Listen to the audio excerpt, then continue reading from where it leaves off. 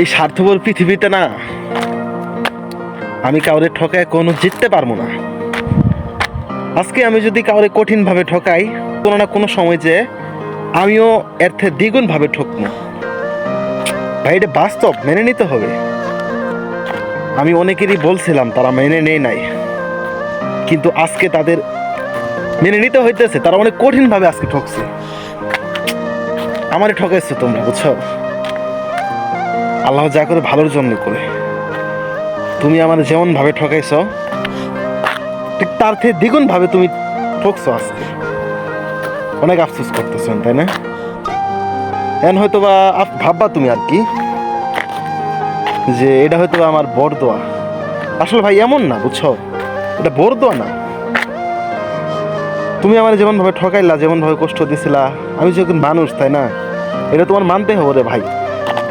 আল্লাহ কখনো কাউরে ছেড়ে দেয় না, বুঝছো? কখনোই ছেড়ে দেয় না। এটা বরদোয়াও তুমি ভাইব না। এটা হইতেছে পৃথিবীর নীতি। যাই হোক, এখন বুঝো আসলে মানুষকে ঠকানোর কষ্টটা আসলে কেমন। এখন বুঝো, আগে তো বুঝো নাই। আমার যখন কষ্ট হয়েছে বা আমি যখন কষ্ট পাইছি, তখন তো তুমি বুঝো নাই। এখন আবার তো বোঝার চেষ্টা করো নিজে আসলে কতটা কষ্ট পাইতেছো, নিজে কেমন কষ্ট পাইতেছো। এখন বুঝো আমারটা কষ্ট ছিল, তাই না? আর এখন তুমি যেটা পাইতেছো এটা তো কষ্ট না।